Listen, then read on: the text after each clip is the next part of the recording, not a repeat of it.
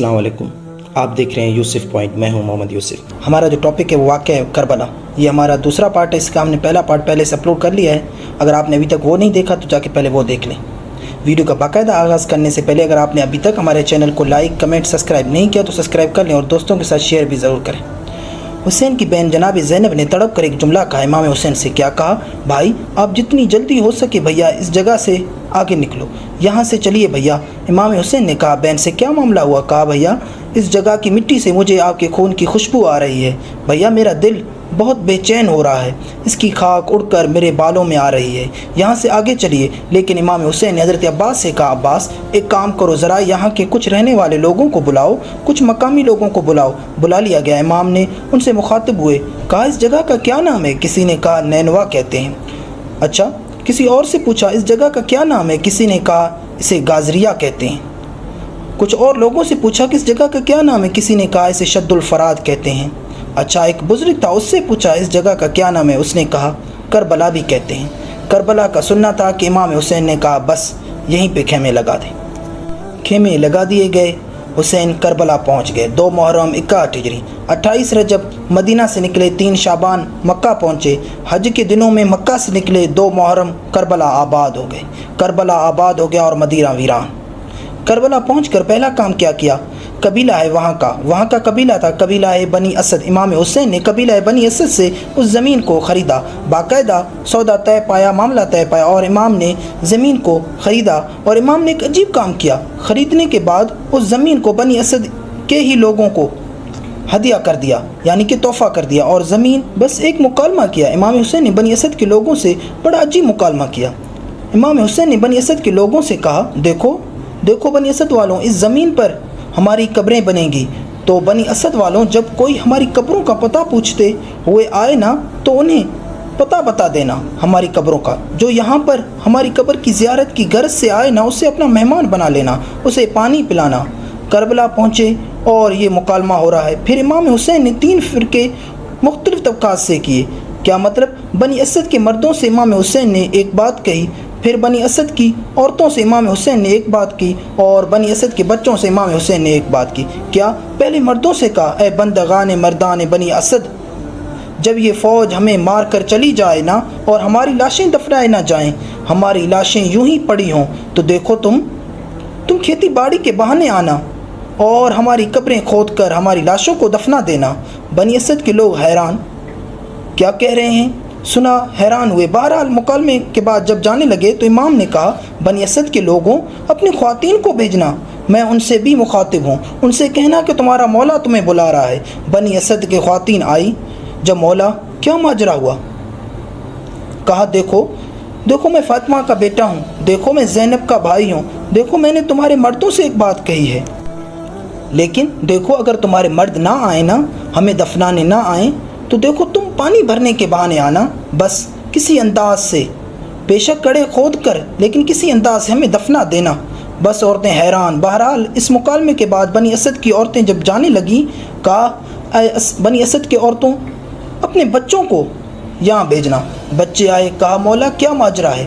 کہا دیکھو بچوں، اگر تمہارے ماں باپ نہ آئے نا، تم ایک کام کرنا، ہماری لاشیں یہاں پڑی ہوں گی، تم یہ کرنا، تم کھیلنے کے بہانے آنا، اور بچے ہیں، بچوں کو قبر بنانے کا تو نہیں کہہ سکتے، بچوں ایسا کرنا ہاتھوں میں مٹی بھر کے ہماری لاشوں پر ڈال دینا، گویا امام کہہ رہے ہوں دیکھو بچوں تمہارا کھیل ہو جائے گا اور ہماری تدفین ہو جائے گی۔ آج بھی کربلا میں بعد شام غریباں یہ منظر عجیب ہوتا ہے۔ جی وہاں ہوتا ہے کہ بنی اسد کے لوگ آتے ہیں، آج بھی وہ اپنے انداز میں آتے ہیں اور وہ کدال جو دفنانے کے لیے جو سامان تھے وہ لے کر آتے ہیں اور اپنے مخصوص انداز میں چلتے ہیں۔ آج بھی شاعر نے اس واقعے کو بیان کیا ہے۔ جب کربلا میں داخلہ شاہدی ہوا، تب زلجنا نے شاہ بھی آگے نہ بڑھ سکا، ناگاہ بنی اسد کا قبیلہ بھی آ گیا۔ سرور نے ان سے پوچھا یہ ہے کون سی جگہ؟ بولے بنی اسد کے ہے نام اس کا کربلا۔ مولا نے ان سے رو کے وصیت میں یہ کہا کچھ امتحان ہم پہ کڑے ہوں گے یہاں، 10 دن کے بعد لاشیں پڑے ہوں گے یہاں، تو اے بنی اسد والوں میرا لاشا اٹھا لینا اور کفن بھی پہنا دینا، میری مرکت بنا دینا۔ امام حسین نے بنی اسد والوں سے آگے کلام کرتے ہوئے کہا، میرا اکبر بھی، قاسم بھی، عباس بھی اور اون محمد میرے پرمحن سب پڑے ہوں گے میدان میں، بے کفن ہوں گے، مجبور و لاچار میری بہن کو، اس کو تم ایک ردا دینا، میری مرکت بنا دینا۔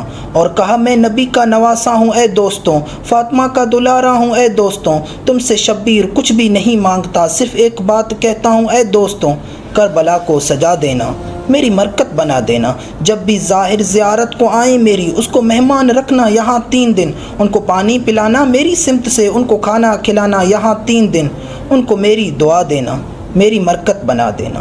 اور عصر کو تن سے سر میرا ہوگا جدا، میری حرمت کریں گے نہ اہل سکر دشمنی میں، وہ حد سے گزر جائیں گے، گھوڑے دوڑائیں گے وہ میری لاش پر، میرا لاشا بچا لینا، میری مرکت بنا دینا۔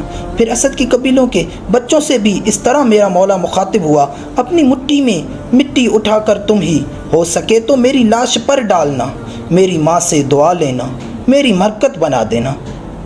دیکھنا تم کہ کچھ وقت گزرے گا جب روزے ہمارے بنیں گے یہاں، نام تو ہے اس جگہ کا کرب و بلا، کل اسے سب پکاریں گے رشک جنا، تم بھی جنت کو پا لینا، میری مرکز بنا دینا۔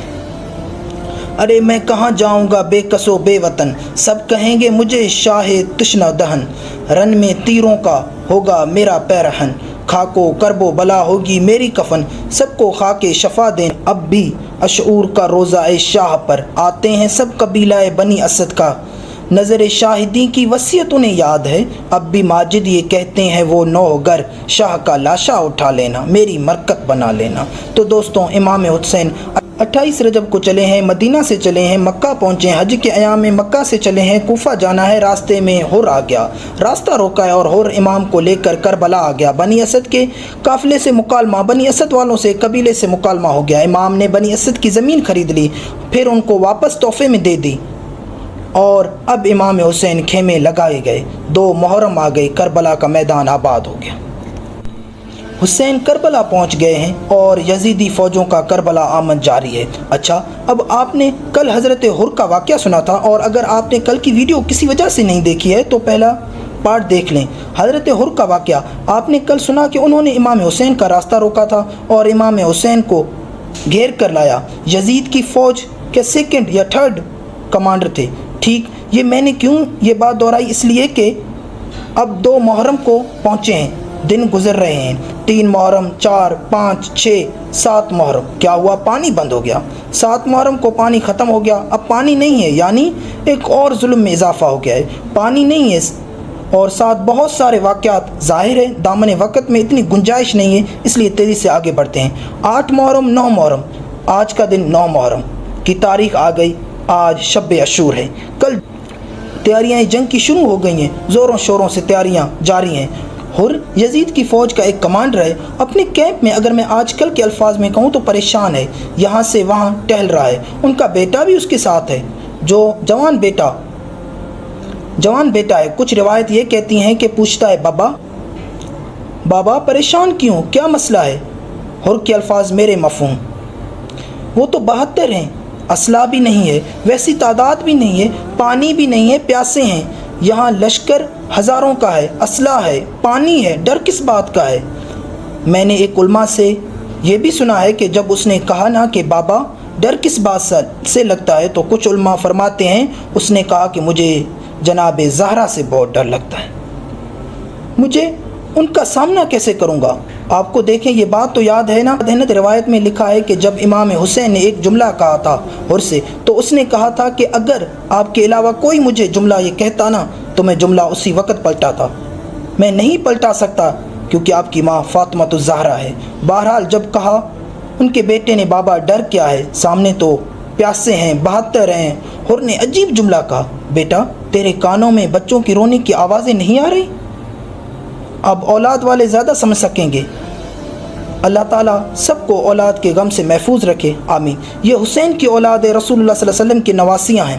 بچوں کی آوازیں کیا تھیں؟ 7 محرم سے بچے پیاسے ہیں، عرب کا صحرا ہے، ریت ہے، گرمی ہے، دھوپ ہے، 7 محرم سے یہ بچے کوزے ہاتھ میں لیے ہوئے ہیں، شاید کوئی پانی پلا دے، شاید کوئی پانی کی سبیل ہو جائے۔ کہتے ہیں بچے چلاتے تھے اور بچوں کے چلانے کی آوازیں حر کے کانوں میں پڑیں۔ قصہ مختصر، حر کے جوان بیٹے نے پوچھا کہ بابا پھر ارادہ کیا ہے؟ حر کے اندر جو جنگ جاری تھی، بالآخر حر نے فیصلہ کر لیا اور اب انہوں نے اپنا فیصلہ اناؤنس کیا۔ بیٹا، میں فیصلہ کر چکا ہوں، اب میں کل صبح لشکر حسین میں شامل ہو جاؤں گا، میرا فیصلہ یہ ہے۔ اطلاع پہنچی تو حر کے گرد آئے اور حر کو سمجھایا، حر یہ کیا کر رہا ہے؟ یہ نقصان کا سودا ہے۔ دیکھو، جب تم اس کیمپ سے جاؤ گے نا تو یہ تو نہیں بخشیں گے تجھے، اور دیکھ تجھے پتہ ہے نا تو نے حسین کے ساتھ کیا کیا، حسین بھی تمہیں نہیں بخشے گا، تو نے خود کیا ہے، حسین تمہیں نہیں بخشے گا۔ حر نے کہا، میں جانتا ہوں کہ میں نے حسین کے ساتھ کیا کیا ہے، میں جانتا ہوں کہ میں حسین کا کتنا بڑا مجرم ہوں، مگر میں ایک بات یہ بھی جانتا ہوں کہ حسین کتنا بڑا سخی ہے۔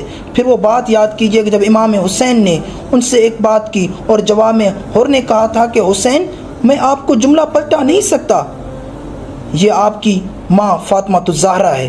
علماء یہ کہتے ہیں کہ یہ جو حر کے دل میں جو احترام جناب فاطمہ الزہرا سلام اللہ علیہ تھا، بس اس کے عوض اللہ نے اسے یہ سعادت نصیب کی کہ ایک رات میں جنت کا خریدار بن گیا۔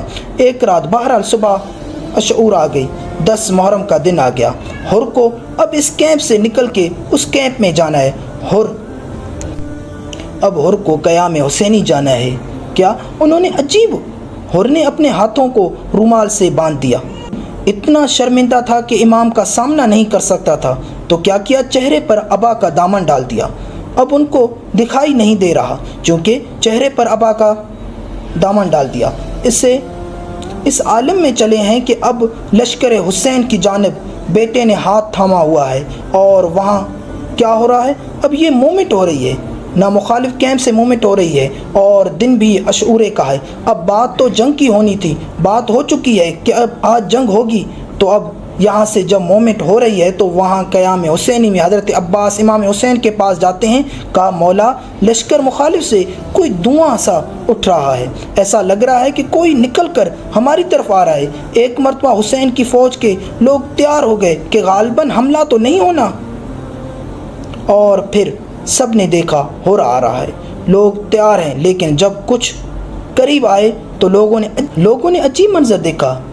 ابھی سب اس کشمکش میں تھے کہ یہ معاملہ کیا ہے آ رہا ہے، لیکن حر کس انداز سے آ رہا ہے۔ جتنے میں حسین کی صدا بلند ہوئی، ہمارا مہمان حر آ رہا ہے۔ اب حسین کا یہ کہنا، اکبر، قاسم، عباس، کسی نے یہ نہیں کہا کہ ارے مولا، یہ اس نے کی وجہ سے تو ہم پیاسے ہوئے تھے۔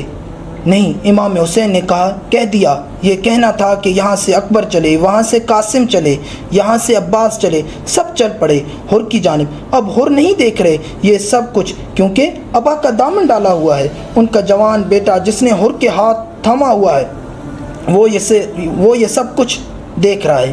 اپنے بابا سے کہتا ہے کہ بابا، بہت شرمندگی ہو رہی ہے، بابا چلا نہیں جا رہا شرمندگی کے مارے۔ بیٹا کیا ہوا، کیوں نہیں چلا جا رہا؟ بابا، آپ کو لینے شبیہ پیغمبر علی اکبر آ رہے ہیں۔ حسین کے بیٹے کچھ قدم اور چلے، پھر آواز بلند کی، اللہ اکبر۔ بیٹا تکبیر کیوں کہی؟ بابا، بہت شرمندگی ہو رہی ہے، چلا نہیں جا رہا۔ کیونکہ بیٹا اب کیا ہوا؟ بابا، آپ کو لینے کمرے بنی ہاشم سے عباس آ رہے ہیں۔ استقبال کو کچھ قدم اور چلے، پھر حر کے بیٹے نے صدا بلند کی، اللہ اکبر، اللہ اکبر۔ دوبارہ 2 تکبیر بلند کی۔ بیٹا کیا ہوا؟ بابا، شرمندگی کے مارے نہیں چلا جا رہا۔ کہا، بیٹا کیا ہوا؟ کہا، بابا، زہرا کا لال حسین خود اپنے گھوڑے سے اتر گئے ہیں آپ کو لینے کے لیے۔ یہ کوئی داستان نہیں ہے، یہ کوئی فرضی داستان نہیں ہے۔ حر نے بس اب اتنا کہا بیٹے سے، بیٹا یہ بتا دیں کہ حسین نظر آ رہے ہیں؟